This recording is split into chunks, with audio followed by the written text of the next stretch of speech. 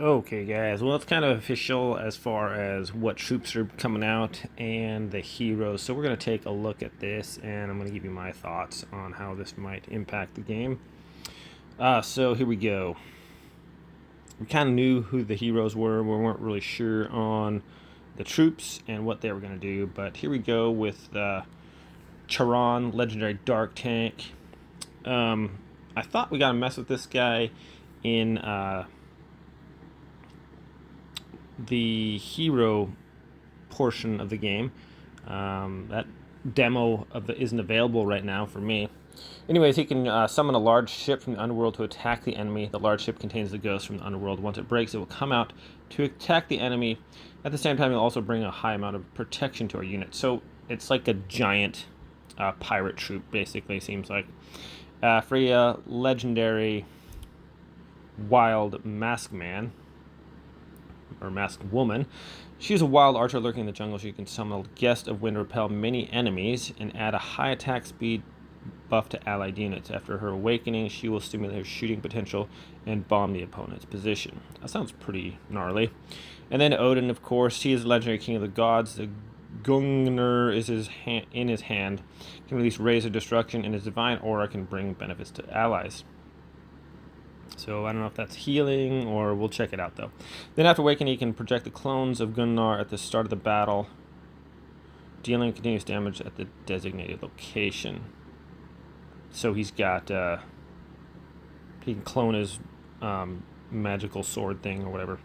Okay, so the 3 new troops is kind of what I was interested in. I'm not going to probably have the heroes for quite a while.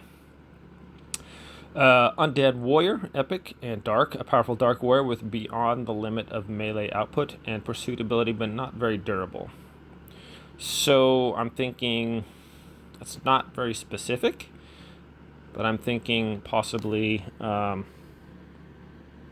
very high damage output and speed, but maybe low hit points. So I'm not sure how well that's going to work out, because if something's doing a lot of damage, well, I guess if your tank is, people are focused on your tank and that thing comes in, it can do some damage before it gets the attention of the enemy there. So Angel, this one's kind of cool sounding. A legendary hero with high blood volume and high movement speed. He uses the power of the sacred to bring his units the ability to evade normal attacks, but he cannot cause damage. So kind of another class, sort of like a nun there. That's actually pretty intriguing, and that might have some significant impact on the battlefield, guys. Just depending on the dynamics and how well that works. Obviously, all these are going to be going to have to look at them, and there's going to be a lot of tweaking going on with people's formations and stuff when these things come out. You're going to see a lot of the top guys probably coming out with these double 10s almost immediately. I know everyone's probably saving up for these right now as we speak. And number 3 is the Shadow Ninja, Epic and Dark. A ninja who concentrates on sneak attacking the side of the enemy camp, but they always start fighting as soon as they find the enemy, forgetting the mission of sneaking in. So basically it's a ghost assassin that attacks the side of the enemies. So that's kind of interesting. That could be really cool. So you can pretty much have attacking from all sides. And that also, I'm not sure, but say someone has their hero on the side, right? So if we put our ninjas in there, the Shadow Ninja, is that going to be attacking the hero? That could be significant. Or is it just going to skip the hero and go right after the troops? I mean, if they deal a lot of damage, couple ghost assassins will take out a Celine or whatever hero you put in the back. So I wonder if that's going to be the case with these things, if you have your hero on the side. So that'll be interesting. It'll be interesting to see like what side they attack. If you put them on the right, are they going to attack the right, or are they going to attack the left, or vice versa? So depending on where the person's hero is, that could be quite significant. So we're going to just take a look at Odin here. He is in the demo, but we're going to look at his specs. Odin uses the Eternal Gun to release super light, penetrating enemies in the light and causing high damage to them. So lasting damage is at 17. Looking at 2,500 at a 10 count. That's 25,000, and it's pretty quick, 0.1 second, and he's got an 11 cooldown. So this guy's doing some damage. Passive skill: Odin increases allied sacred troops protection from basic attacks and increases the damage dealt by sacred skills, troop skills. Okay, so increases troops protection, basic attack 44%. That's significant. And then an 84% skill damage increase. So sacred troops are almost going to do twice as much. That's pretty insane. Odin creates a magical vortex that pulls enemies into its center and immediately throws them back, dealing damage. So here he does a legendary skill and does another 10,000 damage on people. And then last but not least, normal attack increases 4% and skill attack increases 4%. So let's do the little demo here.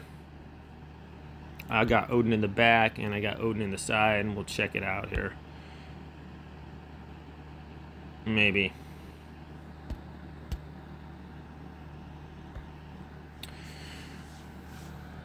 Oh, I don't want ×2 speed. I'm sorry about that.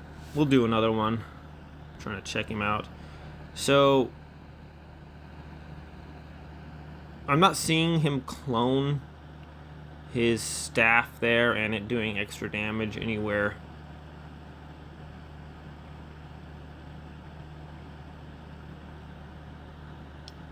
And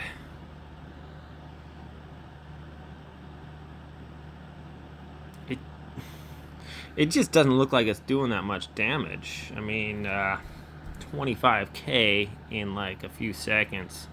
Let's check out the report. So one Odin, the one that lost, did 2 million. So that's respectable. Not quite what Ali's doing right now in the arena and whatnot.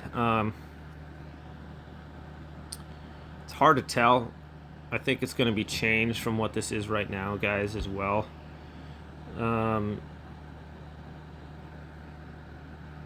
This demo one isn't really that helpful. You can't do different troops, you can't do different heroes or whatever. But let's do another one. And I don't know if this one, no, this one's a level 17 one, so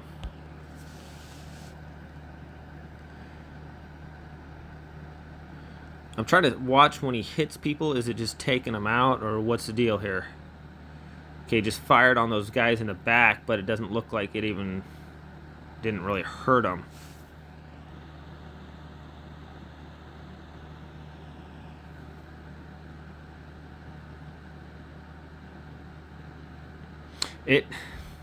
To me, guys, it just seems like it doesn't really, the line of the shooting,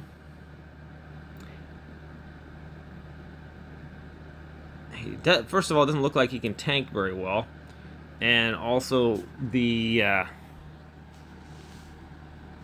place where it hits is quite small, so it does a line out there, and doesn't look like there's like it's supposed to split off the spear too and create clones and hit people as well, I thought. So I'm not seeing that. Anyways, let's move on to Soul Fairy Man Charon. I don't know. Everyone's been waiting for Odin for a long time, guys. So I don't think that's the final thing is how he's going to react. But right there from the demo, it just looks like he was hitting guys and they're still taking it and keep going. So that shouldn't be if they're getting hit for 25k. Most people aren't going to survive that. Okay, here we go. Second hero is this Soul Ferryman Charon, I guess. He built a large ship ferrying on the Styx River and rammed forward. Enemies around the ship will receive lasting true damage and be stunned. At the same time, friendly units and the ship will continue to receive healing. Friendly units and the ship, or around the ship, will continue to receive healing and have a partial immunity from incoming damage. So that's a lot there. And you can see there's a lot of stats here. So let's check it out. Lasting damage is 1,560. Health recovery is 230. So that's... Is that lasting? Will continue to receive healing. Okay, so immune to injury 17%. Maximum health regen 2.7%. Okay, so here we go. The duration is 1 second, and it's for 6. And I guess you can continue to throw ships. Is that what I'm seeing? Every like 22 or an 18 cooldown. That's a long time. But you're looking at, okay, times 6 everything. So health regen 2.7. So health recovery 200 times 6. We're looking at what, 1,200, which is not really significant. And lasting damage, what, like 9,000? So that's not insignificant. Doesn't say how long the stun is for, so that's obviously going to come into effect. And unfortunately, I don't have the demo available here, so I can't really show you guys. Okay, next one is the passive skill, the Field of Dead. Brings the breath of the underworld, stimulates the potential of our soldiers, and increases friendly troops' attack and speed. So attack increase is 39%, which is pretty nasty, and movement speed also 49%. So that's helpful. Alright, what else we got here? After the phantom vessel Shadow, Charon releases Wraiths in the ship to attack the enemy. So 8 Wraiths, I guess. Resurrect level 13. So you get 8 Wraiths coming out, and some of them will be level 13. Doesn't really give a lot of stats on what the Wraiths are capable of. Are they going to be like level 17 or 13 Soul Hunters or something? I don't know, guys. It could be significant depending on what kind of troop we got coming out of there. And then damage received for Dark, 4% damage resistance. Okay, so no demo available. I thought there was one earlier where they could chuck a ship and junk like that. We could see that. But anyways, let's move on to the Heart of Forest Freya. A cool little thing going on here. Anyways, let's check it out. The stats. Active skill. Freya stimulates a natural force, strengthens her attack and attack speed. Attacks speed while giving herself a control-free effect for a while. And when the force of nature is triggered, control effects on all enemies will be removed. So this might be a Selene type thing, except against the enemy. So strengthens her attack and attack speed. So attack increase, is this just on Freya or is this on the troops? Freya stimulates natural force, strengthens her attack and attack speed while giving herself a control-free effect for a while. Control effects on allies will be removed. Okay, so I'm guessing like so with Charon is control effects or the ability to slow down troops. If I'm reading that correctly, that will be removed when Freya comes in, I'm guessing. Okay, attack increase at 17% and attack speed at 37%. That, I mean, it's helpful, but we see other heroes with that, with attack speed help, and like Drake, for example, and he's just pretty much worthless. So let's hope that is not the case here. Freya lends the power of nature to bless all enemies, increasing their attack speed and attack. At the same time, she has a possibility to reduce the cooldown of active skills with every normal attack. So attack increase at 27. That's okay. So her attack speed, I guess, is the first one that increases, and then she increases the attack speed and attack of her troops. She has a possibility to reduce the cooldown of active skills with every normal attack. Okay.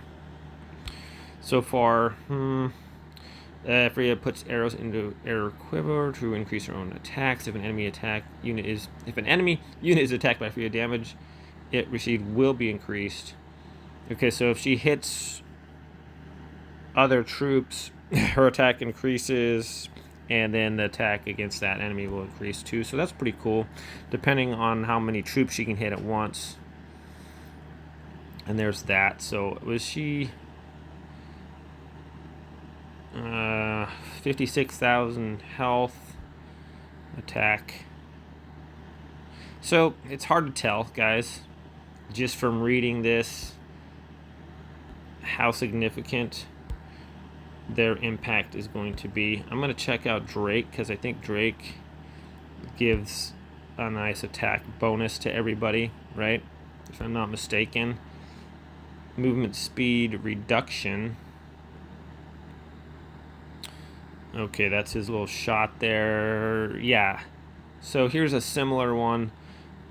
Drake does an attack increase, an attack speed increase, and a movement speed increase. Okay. And that's on the troops there. And that's on all of them. And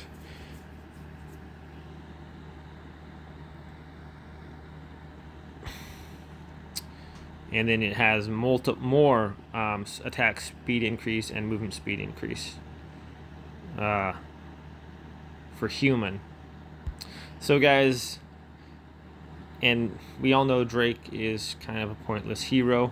Looks good on paper, but just doesn't seem to stand up to the test. So that seems like Freya will fall under that category, depending on, I don't know, how much damage she's doing with her bow and arrow. Charon, however we say that. I'm just going to give a rundown on the impact I think these are going to make here. Obviously, we don't know the real deal until they're out there on the battlefield, guys. So I would think that Odin, his impact will be quite significant. He seems like he's going to be the one to reckon with, but also Charon. I mean, honestly, we're not going to know until they're out there on the battlefield, guys. This one with his heals, with his wraiths, with the stun. Stuns are big, guys. Stuns can be huge. So if you come out the gate and you're stunning everybody, that can give your troops a potential to do a lot of damage while the enemy is incapacitated. So basically giving yourself a free shot on the enemy. You look at Ali's stun. When she's casting, it's a short time, but it's huge in that your front line, the enemy just stops attacking you, and you gain a huge advantage with that, with your meteor golems and junk like that. So, and then this one here, it's just tough to say, guys. How much damage is she gonna do? This one to me seems like it'll be with the attack increase. It just looks like another Drake here to me, guys. So I could be wrong, but I think Charon and Odin are going to be quite a bit more impactful. But I'm looking forward to the new troops. That should add quite an aspect to the game. Unfortunately, it's going to be a while before I can get all of those upgraded. Maybe I'll try to get one level 10 of each one going as soon as I can. But that's going to take a while. So, well, guys, that's my 2 cents on this one. The game is definitely going to be changing. Anytime a new troop or new hero comes out, the impact is normally quite significant. If we look back at when the pirates came out, huge impact on the game. Most people still use pirates. So it's going to be a fun time. Look kind of excited seeing what this is going to bring to the game. I'm hoping for a little bit more evening out of the other heroes, though. Right now we're looking at Davison and Allie, and I guess Celine in there, pretty much just destroying everybody. So it'd be nice to see Charon get a bump in there as far as her ability to compete. I've always liked Charon.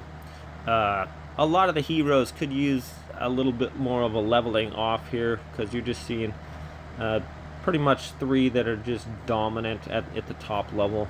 So guys, that's it for today. I know I kind of rambled on, but yeah, that's my 2 cents on what's be coming out here. So thanks for watching this video. As always, I appreciate your guys' support. If you feel like hitting that subscribe button, that is most appreciated as well. Thanks for watching this video, and I'll catch you all next time.